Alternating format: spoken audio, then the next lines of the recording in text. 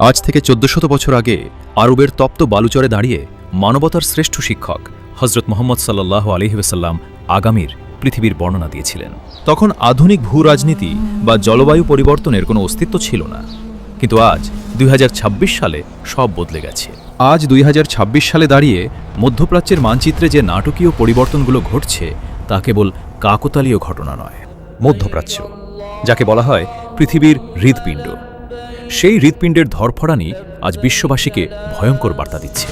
আরবের দিগন্ত বিস্তৃত মরুভূমি কেন আজ সবুজের চাদরে ঢেকে যাচ্ছে? কেন শুকিয়ে যাওয়া ঐতিহাসিক ইউফ্রেটিস নদী আজ কোনো এক বিশাল মহাযুদ্ধের প্রস্তুতি নিচ্ছে? আজ আমরা মধ্যপ্রাচ্য সম্পর্কে নবীজি সাল্লাল্লাহু আলাইহি ওয়াসাল্লামের সেই অবিনশ্বর ভবিষ্যৎবাণীগুলো বর্তমানের কঠিন বাস্তবতার আয়নায় মিলিয়ে দেখব। আরবের পাহাড় সবুজ হওয়া, ইউফ্রেটিস নদীর পানি শুকানো, অট্টালিকার প্রতিযোগিতা, সবই হাদিসে আছে। নবীজি সাল্লাল্লাহু আলাইহি ওয়াসাল্লাম এই সংবাদগুলো আমাদের দিয়ে গিয়েছিলেন যাতে আমরা নিজেদের ঈমানকে রক্ষা করতে পারি। আজ বলবো মধ্যপ্রাচ্য সম্পর্কে নবীজির সেই ভয়ঙ্কর ভবিষ্যৎবাণীগুলো, যা আজ চোখের সামনে সত্য হচ্ছে। শেষ পর্যন্ত থেকো। রাসূলুল্লাহ সাল্লাল্লাহু আলাইহি ওয়াসাল্লামের একটি সুপ্রসিদ্ধ হাদিস, কিয়ামত ততক্ষণ সংঘটিত হবে না যতক্ষণ না আরবের ভূমি পুনরায় চারণভূমিতে পরিণত হবে। নবীজি সাল্লাল্লাহু আলাইহি ওয়াসাল্লাম এখানে পুনরায় শব্দটি ব্যবহার করেছেন, মানে আরব একসময় সবুজ ছিল, আবার হবে। বর্তমানের আধুনিক ভূতত্ত্ববিজ্ঞান আজ স্বীকার করছে কয়েক হাজার বছর আগে আরব অঞ্চল আসলেও সবুজ ও আর্দ্র ছিল। গত কয়েক বছরে মক্কা, মদিনা ও জেদ্দার ধুধু মরুভূমির পাহাড়গুলো ঘন সবুজে আচ্ছাদিত হচ্ছে। আধুনিক বিজ্ঞানীদের কপালে ভাঁজ ফেলে দিয়েছে। বিজ্ঞানীরা বলছেন জেট স্ট্রিম পরিবর্তনের কারণে এটি হচ্ছে। এটা অবিশ্বাস্য।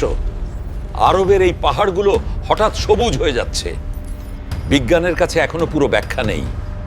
কিন্তু এই আধুনিক বিজ্ঞানের ব্যাখ্যার অনেক আগেই মদিনার সেই পবিত্র কণ্ঠস্বর আমাদের এই সংকেত দিয়ে গিয়েছিল। আরবের এই সবুজায়ন কেবল প্রকৃতির রূপান্তর নয়, বরং এটি একটি মহাপ্রলয়ের কাউন্টডাউন। সহিহ মুসলিমের এই হাদিস আজ চোখের সামনে সত্য হচ্ছে। নবীজি সাল্লাল্লাহু আলাইহি ওয়াসাল্লামের প্রতিটি কথা সত্য। আরবের পাহাড় সবুজ হচ্ছে, নদী বইছে। হাদিসের সেই কথা আজ বাস্তব। মহাপ্রলয় কি আসন্ন? এটি একটি মহাপ্রলয়ের কাউন্টডাউন। ঘড়ির কাঁটা এগিয়ে যাচ্ছে। আমরা কি প্রস্তুত? আরব সবুজ হচ্ছে, ভবিষ্যৎবাণী এক সত্য হচ্ছে। এবার ভবিষ্যৎবাণী ২। ইউফ্রেটিস নদীর সোনার পাহাড় সবচেয়ে ভয়ঙ্কর। মধ্যপ্রাচ্যের অস্তিত্বের সাথে মিশে আছে ইউফ্রেটিস বা ফুরাত নদী।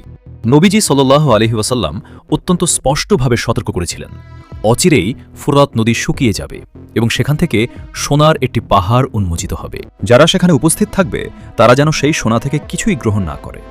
নবীজি সাল্লাল্লাহু আলাইহি ওয়াসাল্লাম এই সতর্কতা দিয়েছেন। বর্তমানে ইরাক ও সিরিয়ায় এই নদীর পানির স্তর ইতিহাসের সর্বনিম্ন পর্যায়ে পৌঁছেছে। আমার বাবার সময় এই নদীতে পানি ছিল, এখন কিছুই নেই। আমাদের জমি মরুভূমি হয়ে গেছে। কিন্তু প্রশ্ন হল, সেই সোনার পাহাড় কোথায়? অনেক গবেষক মনে করেন এটি আক্ষরিক সোনা হতে পারে, আবার অনেকে একে আধুনিক সময়ের কালো সোনা বা তেলের খনি হিসেবেও ব্যাখ্যা করেন। হাদিসের বর্ণনা অনুযায়ী এই সম্পদকে কেন্দ্র করে যে ভয়ঙ্কর যুদ্ধ হবে তাতে প্রতি ১০০ জনের মধ্যে ৯৯ জনই নিহত হবে। নবীজি বলেছেন, সেই সোনা থেকে কিছু নিও না, যে নেবে সে ধ্বংস হবে। এটা একটা ভয়ঙ্কর পরীক্ষা। মধ্যপ্রাচ্যের বর্তমান অস্থিরতা এবং বিশ্বশক্তিগুলোর আধিপত্য বিস্তারের আকাঙ্ক্ষা কি সেই মহাযুদ্ধের দিকেই ইঙ্গিত করছে না? ইউফ্রেটিস শুকাচ্ছে, সোনার পাহাড় আসছে, ভবিষ্যৎবাণী ২ সত্য হচ্ছে। এবার ভবিষ্যৎবাণী ৩ মরুভূমির রাখালদের অট্টালিকা। সহিহ বুখারী ও মুসলিমে বর্ণিত হাদিসে জিব্রাইলে কিয়ামতের একটি স্পষ্ট লক্ষণ দেওয়া হয়েছে। যখন তুমি দেখবে নগ্নপদ, বস্ত্রহীন, অভাবী রাখালরা উঁচু উঁচু অট্টালিকা নির্মাণে একে অপরের সাথে প্রতিযোগিতা করছে। বিংশ শতাব্দীর শুরুতেও আরব বিশ্বের মানুষ ছিল অত্যন্ত সাধারণ এবং যাযাবর। মরুভূমিতে উট চরানোই ছিল প্রধান জীবিকা। কিন্তু তেলের অবিস্মরণীয় আবিষ্কার সেই চিত্রকে আমূল বদলে দিয়েছে। আজ দুবাইয়ের বুর্জ খলিফা, সৌদি আরবের মক্কা ক্লক টাওয়ার কিংবা নির্মীয়মান জেদ্দা টাওয়ার, যেখানে ১ কিলোমিটার উচ্চতা অতিক্রমের প্রতিযোগিতা চলছে, তা কি সেই মরুভূমির রাখালদের কথাই মনে করিয়ে দেয় না? আমার দাদা উট চড়াতেন, আমি আজ পৃথিবীর সবচেয়ে উঁচু অট্টালিকা বানাচ্ছি। এটাই আমাদের শক্তি। এই যে বিশাল অট্টালিকা বানানোর মাধ্যমে আভিজাত্য প্রদর্শনের তীব্র নেশা, এটি নবীজি সাল্লাল্লাহু আলাইহি ওয়াসাল্লামের ভবিষ্যৎবাণীর এক জ্যান্ত প্রমাণ, যা আমাদের চোখের সামনে প্রতিনিয়ত ঘটছে। মরুভূমির রাখালরা আজ বিশ্বের সবচেয়ে উঁচু অট্টালিকায়। নবীজি সাল্লাল্লাহু আলাইহি ওয়াসাল্লামের ভবিষ্যৎবাণী আজ চোখের সামনে সত্য হচ্ছে। মরুভূমির রাখালরা অট্টালিকায় প্রতিযোগিতা করছে। 3টি ভবিষ্যৎবাণী সত্য হচ্ছে। এবার ভবিষ্যৎবাণী 4, ফিতনা অফ শাম, সবচেয়ে ভয়ঙ্কর অধ্যায়। নবীজি সাল্লাল্লাহু আলাইহি ওয়াসাল্লাম শাম অঞ্চল তথা বর্তমান সিরিয়া, ফিলিস্তিন, লেবানন ও জর্ডানের গুরুত্ব সম্পর্কে বারবার বলে গেছেন। তিনি বলেছিলেন, শেষ জামানায় এমন সব ফিতনা আসবে যা রাতের অন্ধকারের মতো গ্রাস করবে। আজ ফিলিস্তিনের ওপর চলা বর্বরতা এবং সিরিয়ার বছরের পর বছর চলা রক্তক্ষয়ী গৃহযুদ্ধ আমাদের কি বার্তা দেয়? আমার বাড়ি নেই, স্বামী নেই, কিন্তু আল্লাহর উপর ভরসা আছে।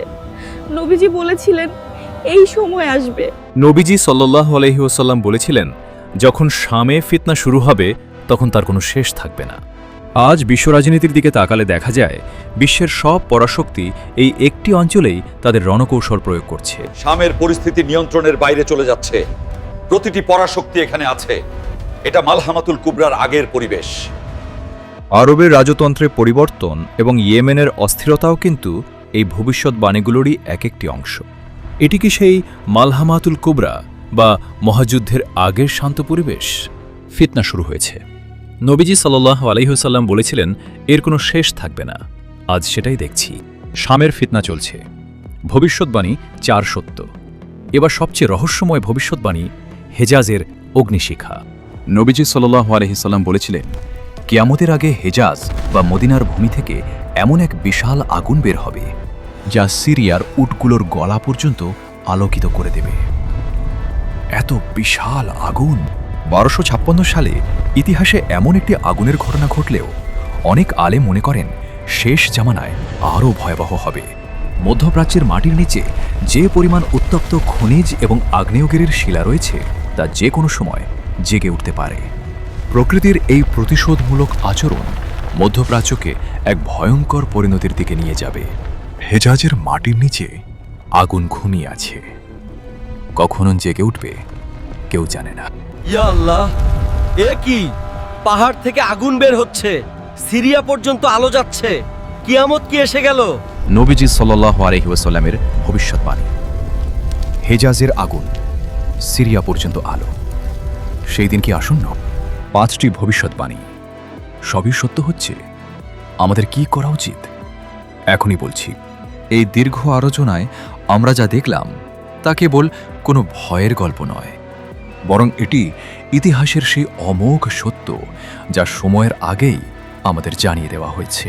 মধ্যপ্রাচ্য আজ জ্বলছে, প্রকৃতির পরিবর্তন ঘটছে, আর মানুষের নৈতিকতা আজ ধ্বংসের শেষ সীমায়।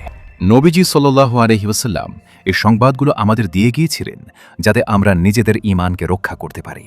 আরবের পাহাড় সবুজ হওয়া, ইউফ্রেটিস নদীর পানি শুকানো এবং অট্টালিকার এই প্রতিযোগিতা আমাদের সতর্ক করে দিচ্ছে মহাপ্রলয় আর বেশি দূরে নয়। ইতিহাস তার সাক্ষ্য দিয়ে যাচ্ছে। এখন সময় আমাদের নিজেদের প্রস্তুত করার। আমরা কি আমাদের জীবনের প্রকৃত উদ্দেশ্য খুঁজে পেয়েছি? আমরা কি সেই আসন্ন কঠিন সময়ের জন্য প্রস্তুত? সময় শেষ হওয়ার আগেই আমাদের ফিরতে হবে সত্যের পথে, আল্লাহর দিকে, ঈমানের দিকে। মধ্যপ্রাচ্যের ভবিষ্যৎবাণী জানলে, কিন্তু এরপর কি আসবে? দাজ্জাল, ইমাম মাহদী, ঈসা আলাইহিস সালাম? কমেন্টে লিখুন। আল্লাহ আমাদের সবাইকে সঠিক ঈমানের উপর অটল রাখুন। মহাপ্রলয়ের আগে আমাদের প্রস্তুত করুন। আমিন।